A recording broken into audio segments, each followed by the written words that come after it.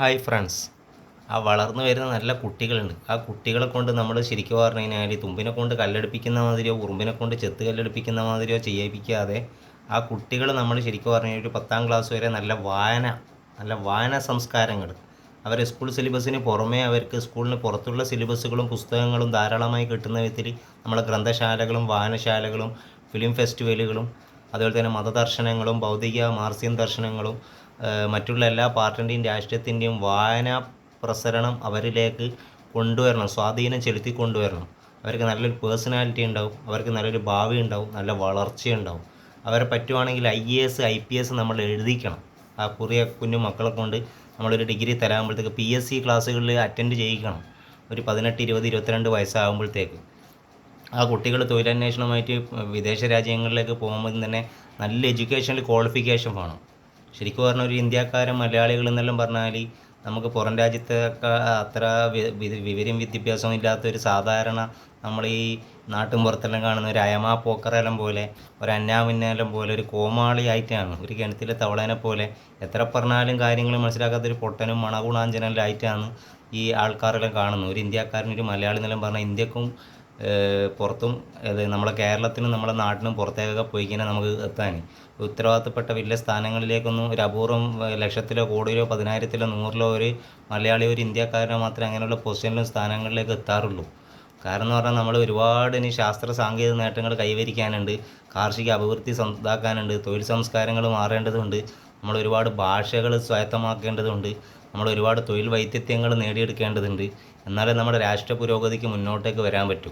അതിൻ്റെ ഇടയിൽ എല്ലാ ആളുകളും കൂടിയിട്ട് രാഷ്ട്രീയ തല്ലിന് പോയി കഴിഞ്ഞാൽ പിന്നെ നമുക്ക് ഈ രാഷ്ട്രീയം വേണ്ടാന്നല്ല, രാഷ്ട്രീയവാദികളാക്കാൻ വേണ്ടിയിട്ടല്ല പറയും. രാഷ്ട്രീയ വിദ്യാഭ്യാസം നമുക്ക് ആവശ്യമാണ്. മാർക്സിസം പഠിക്കണം, നമ്മൾ പിന്നെ NDAനെ കുറിച്ചിട്ട് പഠിക്കണം, UPAനെ കുറിച്ചിട്ട് പഠിക്കണം, മറ്റു ചെറിയ കക്ഷികളെക്കുറിച്ച് പഠിക്കണം, നമ്മൾ സിവിൽ ക്രിമിനൽ നിയമങ്ങളെക്കുറിച്ച് പഠിക്കണം, ഭരണഘടനയെക്കുറിച്ചിട്ട് പഠിക്കണം, നമ്മൾ ലോനെ കുറിച്ചിട്ട് പഠിക്കണം, മെഡിസിനെ കുറിച്ചിട്ട് പഠിക്കണം, നമ്മൾ ഊർജ്ജതന്ത്രശാസ്ത്രം, ബയോളജി, കെമിസ്ട്രി, ഫിലിം മേഖലകൾ, സാംസ്കാരിക മേഖലകളെക്കുറിച്ചിട്ട് പഠിക്കണം, സാഹിത്യ മേഖലകളെക്കുറിച്ചിട്ട് പഠിക്കണം, കാർഷിക സംസ്കാരങ്ങളെക്കുറിച്ച് പഠിക്കണം, നമ്മുടെ നാടിൻ്റെ ജൈവ വൈവിധ്യങ്ങളെ കലവറകളെക്കുറിച്ച് പഠിക്കണം.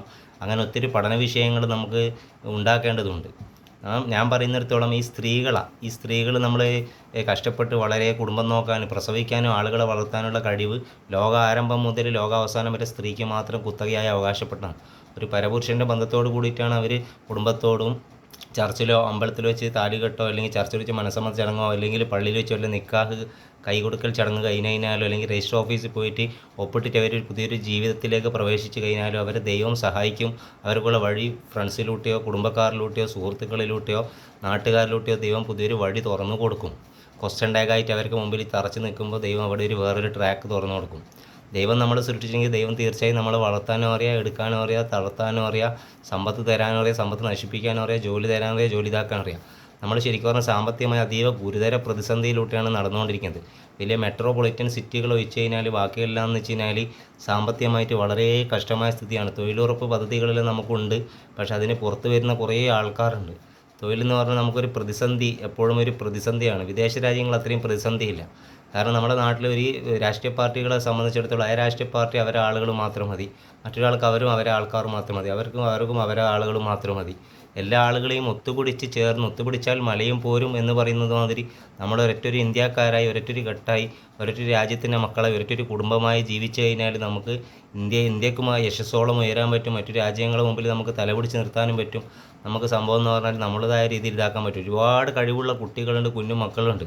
അവരെല്ലാം ദയവ് ചെയ്തിട്ട് എന്താക്കുകയെന്ന് പറഞ്ഞു കഴിഞ്ഞാൽ നമ്മൾ IAS IPS തലങ്ങളിലേക്ക് കൈപിടിച്ച് കൊണ്ടുവരണം. നല്ല വായനകൾ ഒരുക്കി കൊടുക്കണം, പഠന അന്തരീക്ഷങ്ങൾ ഒരുക്കി കൊടുക്കണം. അവർക്ക് ചെറിയ പ്രായത്തിലുള്ള നല്ല ചെറിയ തൊഴിലുകൾ അവരെ ഏൽപ്പിക്കണം. അവർ പഠനത്തോടൊപ്പം തന്നെ ജോലി ചെയ്യാനുള്ളൊരു ത്വര ഉണ്ടാക്കിയെടുക്കണം. പാർട്ട് ടൈം ജോലിയോ ഫുൾ ടൈം ജോലിയോ നമ്മൾ +2നോ 10ാം ക്ലാസ്സിനോ +2നോ ഡിഗ്രി തലങ്ങളിൽ എത്തുമ്പോഴേക്ക് ഞങ്ങളൊക്കെ കുറേ ജോലി ചെയ്തിട്ടുണ്ട്. ആ സമയങ്ങളൊക്കെ പോക്കറ്റ് മണിക്ക് വേണ്ടിയിട്ട് വല്ല ഉത്സവപ്പറമ്പിലോ നാടകപ്പറമ്പിലോ അല്ലെങ്കിൽ പള്ളി മക്കാം മുറൂസിലോ പള്ളി ചർച്ചയിലോ പിന്നെ കല്യാണ വീട്ടിലോ ഓഡിറ്റോറിയത്തിലോ മറ്റുള്ള മിമിക്രിയോ നാടകമോ മറ്റുള്ള കാര്യങ്ങളോ മോണോ ആക്റ്റുകളോ അല്ലെങ്കിൽ ഷോർട്ട് ഫിലിമോ ഡോക്യുമെൻ്ററി ടെലിഫിലിമോ കഥകളോ പത്രപ്രവർത്തന രംഗങ്ങളോ അങ്ങനെയൊക്കെ കൈകാര്യം ചെയ്തിട്ടുണ്ട്. വിജയിക്കാൻ സാധിച്ചിട്ടുണ്ട് ഒരു പരിധിവരെ. വലിയ വിക്കിപീഡിയയിലും മറ്റേതിലും പേരും പ്രശസ്തിയൊന്നും ഇല്ലെങ്കിലും പറയാൻ. പക്ഷേ ഈ കുഞ്ഞുമക്കൾക്കെല്ലാം നല്ല കഴിവ് ദൈവം സഹായിച്ചിട്ടുണ്ട്. അവർ നമ്മളെങ്ങാട്ട് അഡ്വാൻസ്ഡ് ആണ്.